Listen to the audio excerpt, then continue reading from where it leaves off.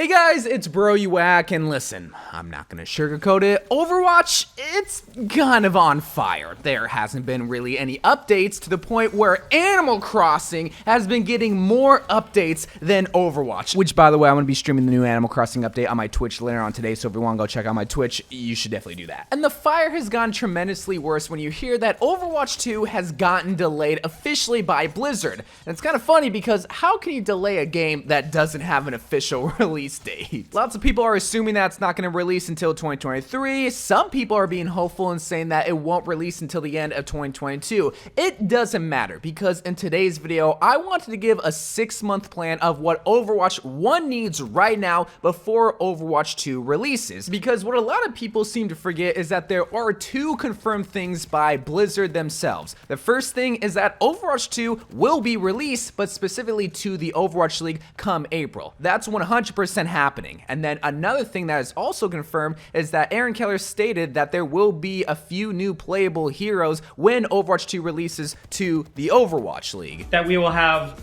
all of those heroes, all 32 of those heroes, playable for the next season of Overwatch League.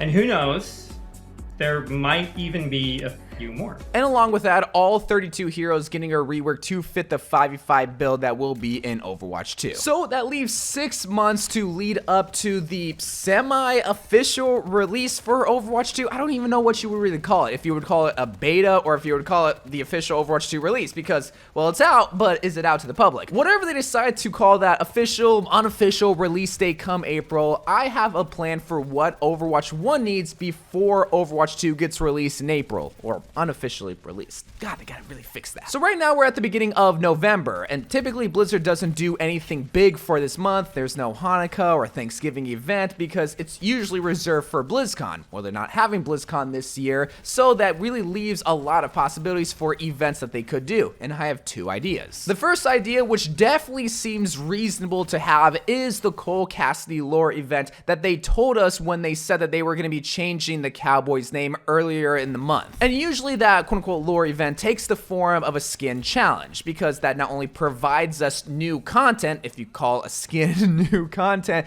but that also provides us lore, which was previously stated that was going to be coming to the Cowboy. And that usually takes the form of like a comic or a short story, like what we saw with the Anna Bastet challenge, and like I said before, a skin to go along with it. So I really wouldn't be surprised if we saw the Cowboys lore event come sometime in November, or just come sometime soon, whether it's in January or December. But there is one thing that a lot of people would be wishful thinking would happen, but when you think about the timeline of the up-and-coming events, this would make sense. What if there was a brand new hero release? Now, I know a lot of people are kind of throwing that idea out the window because for a year, there hasn't been a new hero, and Blizzard has already stated that there wasn't going to be a new hero until Overwatch 2 released. Yeah, look at how that's turned out.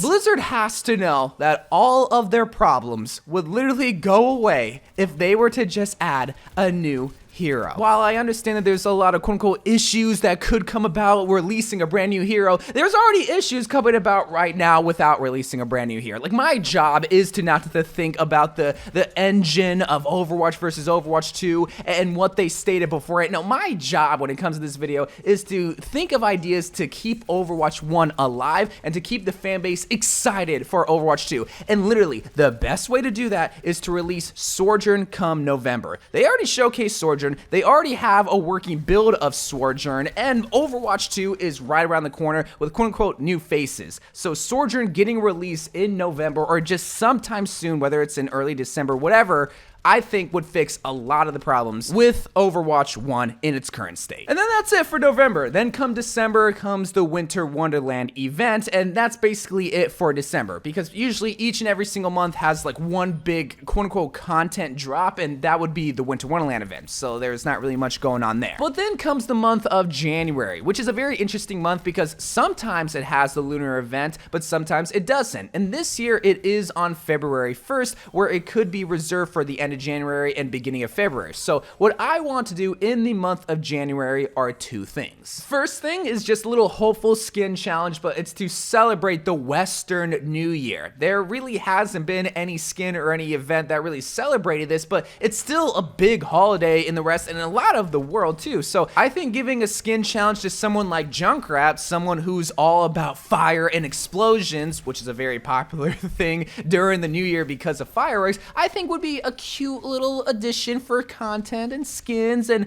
having Junkrat be the face of the New Year celebration. But besides the skin challenge, one thing that I think would make a lot of things very spicy when it comes to content drops is to drop a brand new map, specifically the New York map in Overwatch 2. Now, that once again might be stupid and hopeful thinking that Blizzard would actually do something that would be beneficial to Overwatch 1 and keeping it alive. What? Dropping a new map that isn't deathmatch? Why would they do that? Again, it's on the basis that Overwatch 2 is right around the corner. They have all this content that they could easily drop right now to get people excited for Overwatch 2. And I don't think a map would be that hard to drop because it's already made. Plus, it's already a hybrid map. It's an escort and a control point mixed together. It's not like it's a push map that they would have to drop the whole entire game mode right then and there. No, just work it into Overwatch 1 right now. Plus, if it was like a New Year's celebration, New York is the iconic place to celebrate New Year's. But that's the month of January content that I would love to see. Then come February, which is really just late January, early February, we would see the Lunar New Year event, and that would basically be it for February. Maybe they could have a Valentine's Day skin challenge instead of a New Year's skin challenge, but you know, if they haven't dropped that kind of skin challenge yet, I don't think they would be doing it anytime soon, especially with the Lunar event just right before then. But then here comes March, a month right before Overwatch 2 is supposed to come out for the Overwatch League. And once again, I'm gonna get spicy, I'm gonna get crazy and suggest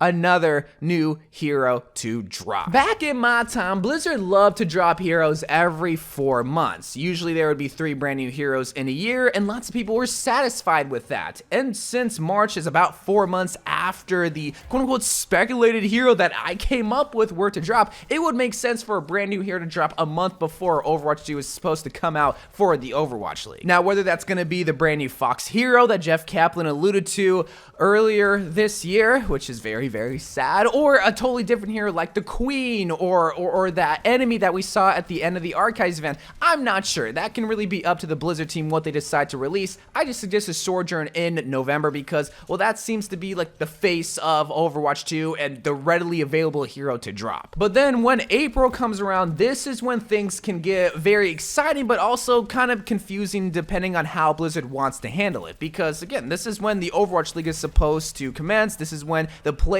are supposed to be playing Overwatch 2, which you also have to remember that the Overwatch League players have to be practicing on the Overwatch 2 build. They have to practice 5v5. They have to practice the quote-unquote alluded new heroes that are supposed to come out for Overwatch 2. So it'd be very surprising and poorly handled if Blizzard was to just drop all this content on the Overwatch League players like a week before the league is supposed to start up the regular season. So that's why I thought for the month of April, we would have the official Overwatch 2 closed beta. Now, closed beta is very important to note here because it wouldn't be an open beta based on what I think would drive the most hype for Overwatch 2. Because just like how Valorant had a closed beta when they first dropped their game, this is what Overwatch would do, where they would have key drops for early access to Overwatch 2. Basically, what this will entail is that you either have to watch the Overwatch League streams and or, what I'm hoping for, Overwatch streamers that have early access to Overwatch 2. That gets people watching these streamers, watching Overwatch 2 content, getting excited but not being able to play, and then being hopeful that they get key drops on Twitch and on YouTube so that they not only support their creators, but they also have a chance to play Overwatch 2 themselves. But this is where it can get really fun, because after the Overwatch 2 closed beta, we would have an hour to access the exclusive Overwatch 2 campaign mission that would feed right into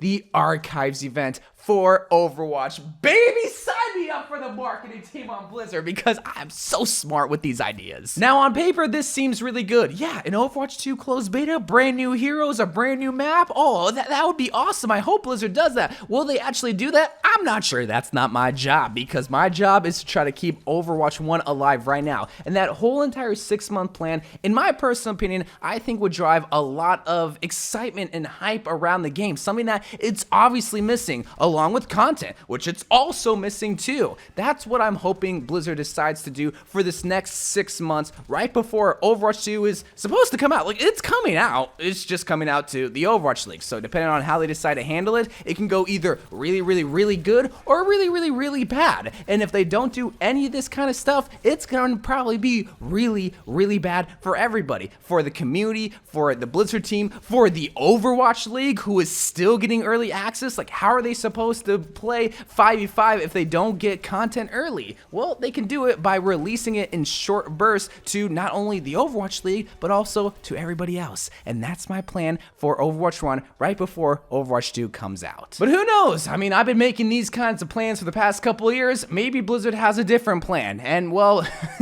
look at how it's turned out. But anyway, guys, I love you guys. Thank you guys for watching. Let me know what you think about this plan and if you think it would actually be achievable or if you would want it to even happen. And maybe you don't want no content. Maybe you just want Overwatch 2 to come out with all this new content. So I love you guys. Thank you guys for watching. More Overwatch videos to come, and bye.